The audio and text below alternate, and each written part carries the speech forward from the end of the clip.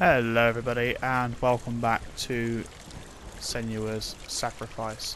So we're going to continue on the game, and we finished off around about here, and again it's just so impressive. Like, as I'm spinning the camera around Senua, whatever you're looking at or whatever way she's looking, the sound is completely dynamic. It's just wow. Anyway, enough of that. We're going to keep going. As said before, I won't be commentating anywhere near as much in this as my other Let's Plays, so you can just enjoy the game.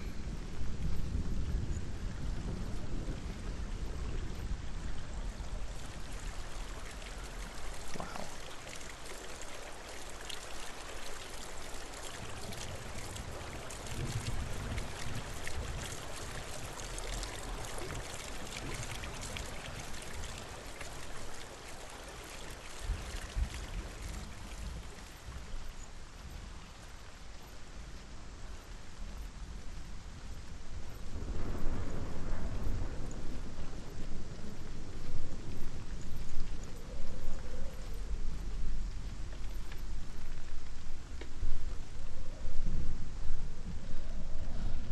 Don't fall! Don't fall! Don't fall!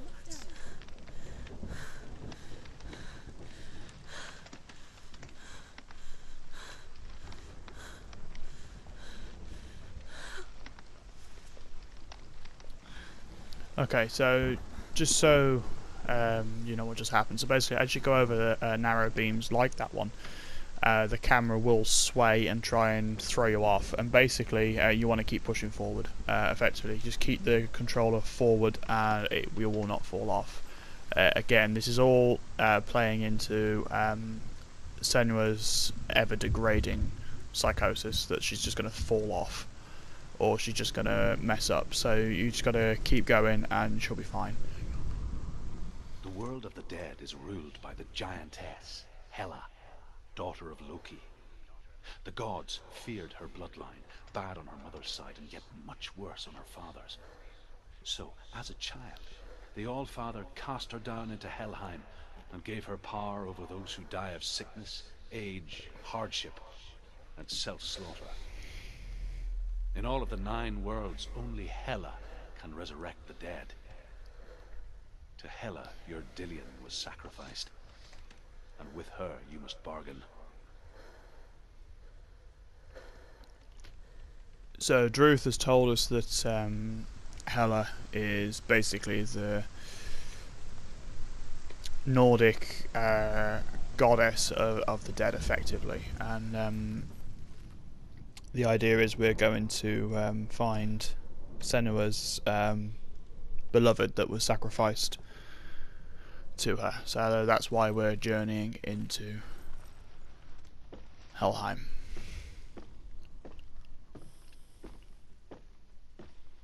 Now, we haven't seen any combat yet, and I think we'll be seeing some rather soon.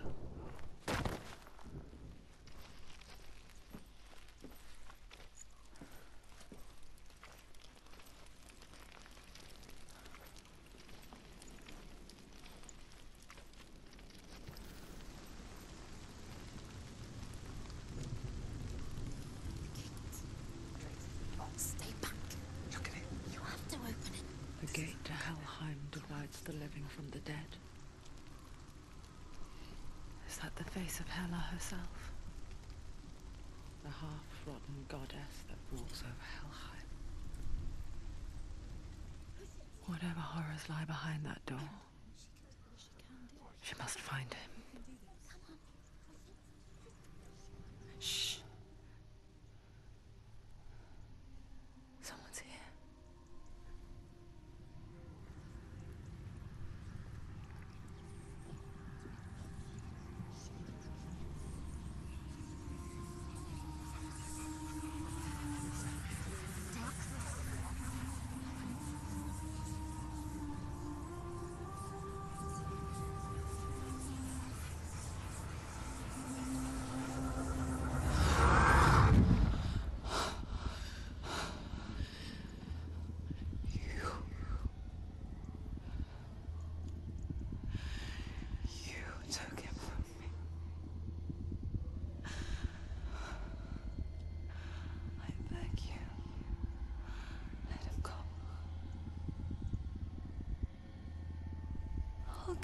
what you want. I won't resist anymore. Just give him back.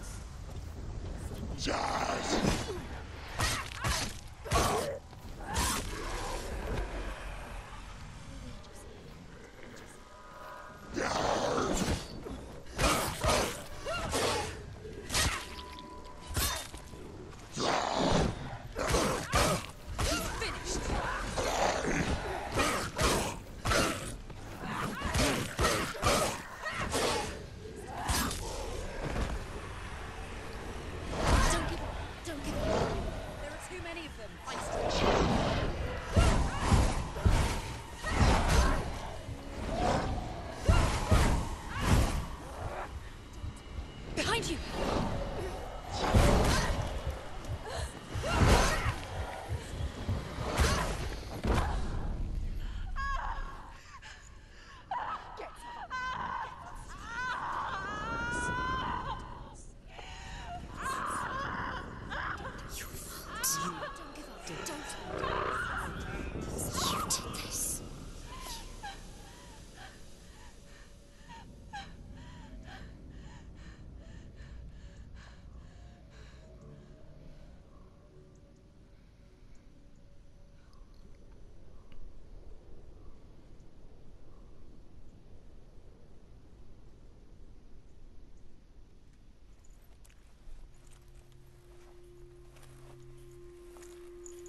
A vision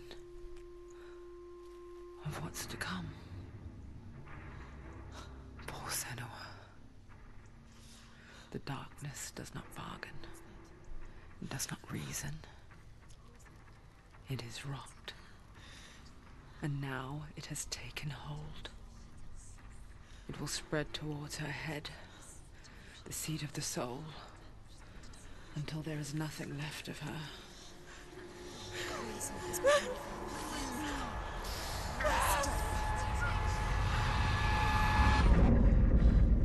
All of her suffering will have been for nothing. It's just a matter of time.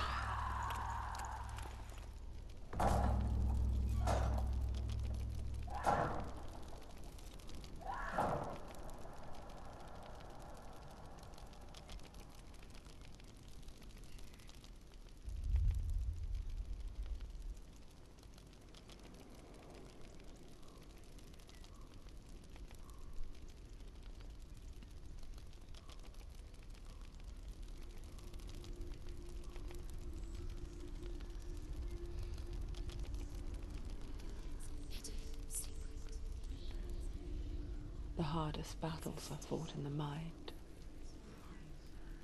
That is what Dillian taught her. With every defeat, the dark rot will grow and soon it will take her soul.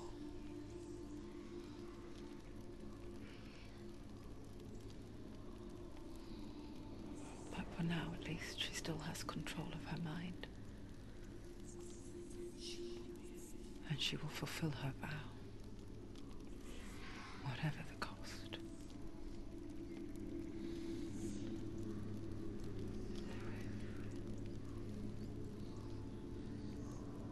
He's not breathing.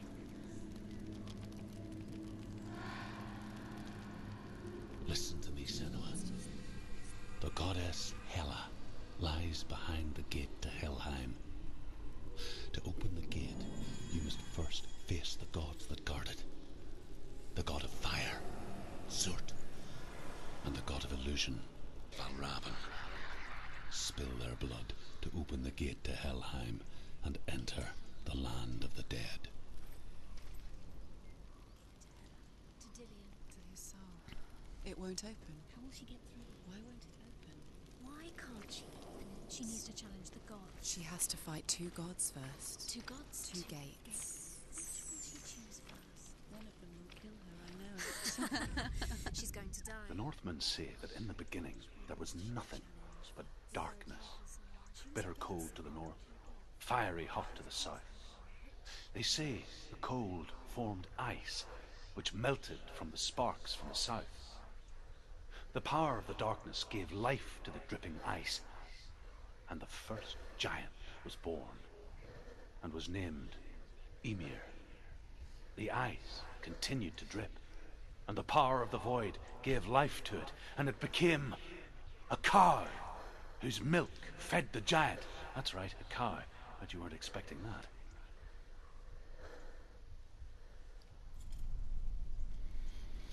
Wow, so a hell of a lot just happened. So we're going to go through it very quickly. So basically, story-wise, we've hit the gate of Hell, or Helheim, and basically we have to open it by destroying the god of illusion, Valravan, and the god of fire, Surt. So you could pick either one first, it really doesn't matter. We're going to go with Valravan just because it's the one I did last time first, and I found it was the easier of the two. So it's more puzzle based. So we're going to go to that. Now you saw a little bit of combat there. That last bit you have to fail. You can't hit those Northmen. You have to fail there. But generally combat is really straightforward. You don't even have to draw your sword. Senua will do that. You just have to keep an eye on when to dodge, when to hit. There's a run button as well, so you can actually run up and do more damage, things like that. And you'll see more of that as the game progresses, particularly near the end of the game. So, as far as the Rot, Rot is on her right arm, as you can see it there. Effectively, what the game is telling us is every time we fail, or every time Senua dies, the Rot will rise. And if it gets to her head, game over. Now, I've completed this game a couple of times. I have never seen the Rot go that far from dying, if I'm honest. I don't know how true it is, or whether it's just, again, another trick of Senua's sort of condition. I'm not sure, to be honest. I mean, I've died in this game. I've played through on hard mode, and I must have died at least 20 times, and I didn't see that much of it rising. So I don't think it's something to really worry about, unless you're dying, like I said, like 60, 70 times. I don't think that's even possible, to be honest. So, like I said, there's not a bunch of fighting in this game. So anyway, we're going to pick the god of illusion, which is Valravan. That's on the left. We're going to go through the door. We're going to do a little bit, and then we're going to call it an episode, because again, a lot's happened. A lot of these episodes are very intense. So let's enter the world of illusion. Valravan, ancestor of the seers and master of ravens. He hunts his prey with his powers of illusion and feasts on their remains.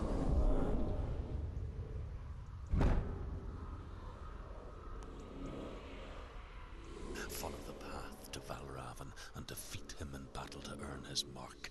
The gate to Helheim cannot be opened without it. Cool.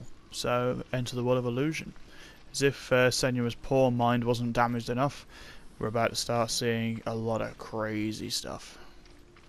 And again, you want to keep an eye out for the lore stones, because if you miss one, most of the time if you miss one, you cannot go back to get it. It is a permanent missable, so don't move on from an area until you know you've got every lore stone. Like, I believe that's one up there, so let's run up there for a sec. No, maybe not. You really do want to scour everywhere for these, because like I said, they really do clear up a lot of the story,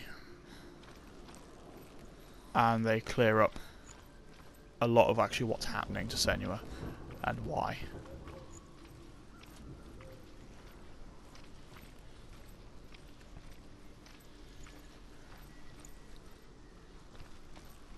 Ah, here we go.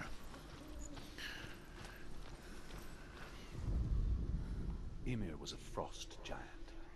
a being of darkness. And all his sons and grandsons were dark after him. Of his daughters and granddaughters, some were monstrous, but others fair. But there was another who came from the ice. Buri. In shape, he was like a man, big and powerful. His son, Bor, took a fair giant to be his wife, and they had 3 sons. Odin was the eldest, and the Northmen hold him to be the foremost of the gods, the All-Father.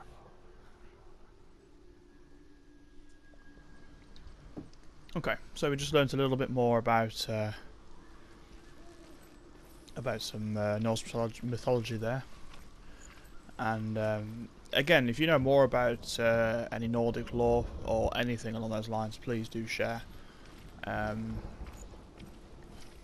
Because it's all quite fascinating.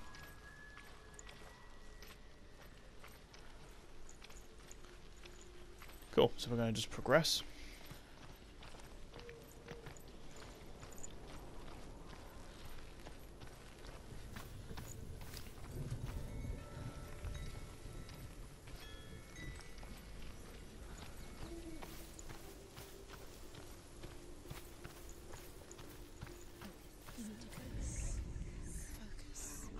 Illusion hides the path to Valravn. Don't trust your eyes. Find another way to see the truth. Okay, so basically what Druth is telling us is there's a pretty high chance that what we're seeing isn't real. So we need to go around and find what is going to help us see reality. So if you come up here and lower this bridge. It's a door. No, it's not. Push it. Push it. Push it. What do you think will happen? Come on. Push it. You did it. You did it. You did it.